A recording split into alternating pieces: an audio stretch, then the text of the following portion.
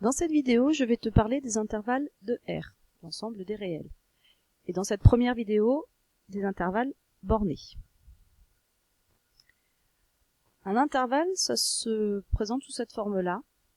On met donc deux nombres entre crochets, deux nombres réels. Hein. A et B sont des réels. Toi, la question que tu vas te poser, c'est en gros, comment sont tournés ces crochets? C'est ça qui va te dire de quoi tu parles en fait. Donc ce premier intervalle, on le lit, intervalle AB, fermé des deux côtés. Alors je vais t'expliquer pourquoi fermé. Donc là, tu lis X appartient à l'intervalle AB. Au niveau d'une représentation, sur une droite graduée, on représente donc une droite graduée qui nous représente tous les réels des plus petits jusqu'au plus grand. Donc la première chose à faire, c'est de placer ces deux nombres A et B sur une droite. Alors évidemment dans l'ordre, hein. Le A étant le plus petit, le B étant le plus grand. Dans les intervalles, à gauche c'est toujours le plus petit, à droite toujours le plus grand. Tu peux pas intervertir les deux nombres. Donc fais-y très attention. Donc on place ces deux nombres sur la droite graduée, par exemple 1 et 4. Hein.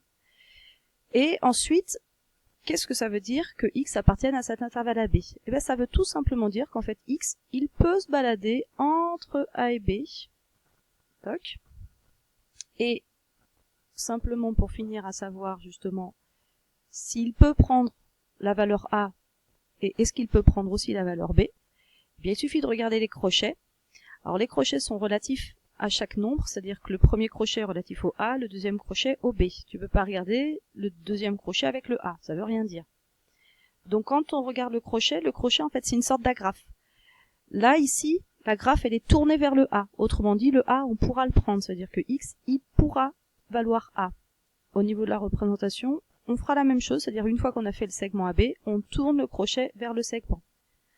Donc dans l'ordre, hein, la première chose que tu représentes, c'est déjà le segment, et ensuite tu mets les crochets. Parce qu'en fait, si tu n'as pas fait le segment, tu ne pourras pas savoir dans quel sens tu dois mettre les crochets. Exactement de la même façon en B. Le crochet en B, il est tourné vers le B. Donc en fait, le B va être pris. Donc moi aussi, je vais le tourner vers mon segment. Donc la représentation de mon intervalle va se représenter comme ça, là. Une fois que j'ai cette représentation-là, qu'est-ce que ça me donne en termes d'encadrement? Ça veut dire qu'en fait, quand le X appartient à cet intervalle AB, ça veut dire que X, il peut se balader partout entre A et B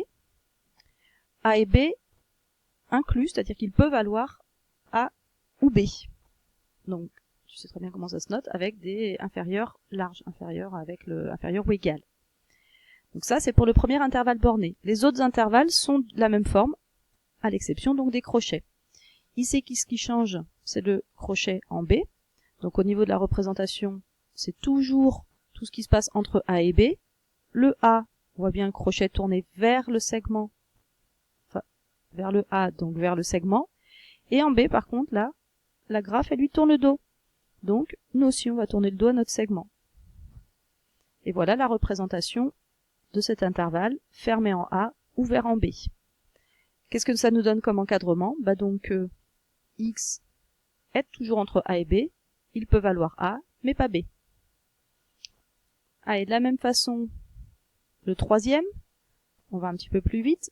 Ici, le crochet est tourné à l'extérieur du A, il n'est pas tourné vers le A, donc on lui tourne le dos, par rapport à notre segment à nous. Et en B, il est tourné vers le segment. Et ce qui nous donne comme encadrement que X est toujours entre A et B, cette fois-ci A exclu, B inclus.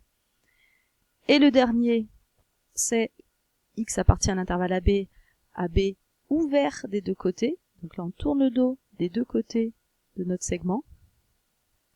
Et en encadrement, ça nous donne donc que X est entre A et B exclus, tous les deux. Donc ça, c'est ton cours. Maintenant, donc, une fois que tu as ce cours-là, il faut savoir l'appliquer et savoir pouvoir aller d'une case à l'autre, se balader sans que ça te dérange, en fait. Donc, premier exemple que je peux te faire, donc, ce serait de représenter l'inégalité suivante sur une droite graduée. Donc, on te donne que X est compris entre moins 3 et 5, moins 3 inclus, 5 exclus. Comment est-ce que donc tu vas faire pour représenter ça sur une droite graduée? Tu fais ta droite graduée déjà. Ensuite, tu vas placer évidemment ton moins 3 et ton 5. Une fois que tu as fait ça, il faut dire que il va falloir surligner là tout ce qui est entre moins 3 et 5. Et ensuite, il n'y a plus qu'à rajouter les crochets. Ici, x il est supérieur ou égal à moins 3. Autrement dit, le moins 3 il est compris dedans. Toc, on va fermer. Alors que de l'autre côté, x ne peut pas valoir 5, donc on lui tourne le dos. Et voilà la représentation sur une droite graduée. Deuxième exemple.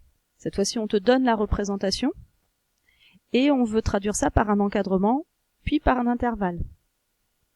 Donc dire que x est dans cet intervalle-là, qu'est-ce que ça veut dire là dans cette représentation-là? Ça veut dire quoi? Ça veut dire qu'il est entre 4 et 9. Le crochet ici, par rapport à ce segment, il tourne le dos au crochet, donc le 4 il sera pas pris. Et même chose, là, le crochet il tourne le dos à mon segment ici, donc le 9 ne sera pas pris non plus. Donc, comme encadrement, ça donnera un encadrement de x entre 4 et 9, exclus tous les deux, donc en strict.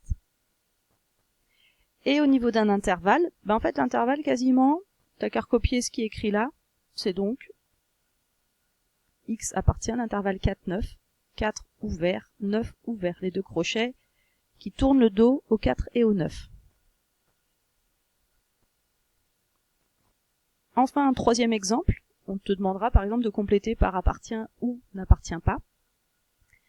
Donc là, on veut savoir si 7 appartient ou n'appartient pas à l'intervalle moins 2, 6. Moins 2, 6, c'est tous les nombres qui vont de moins 2 exclus jusqu'à 6 inclus.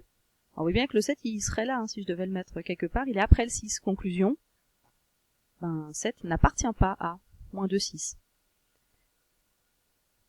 Deuxième exemple, 8. Est-ce qu'il appartient à cet intervalle moins 1, 8? On voit le 8 ici. Mais quand on regarde le crochet ici, le crochet il est tourné contre, il n'est pas tourné vers le 8, il tourne le dos au 8. Conclusion, dans cet intervalle, le 8 n'est pas pris. Donc il n'appartient pas à cet intervalle moins 1, 8. Et dernier exemple, est-ce que 1 est dans l'intervalle 0, 3, 0 inclus, 3 exclus? 1 il est bien entre les deux. Conclusion, on mettra un appartient. Et voilà pour ces trois petits exemples.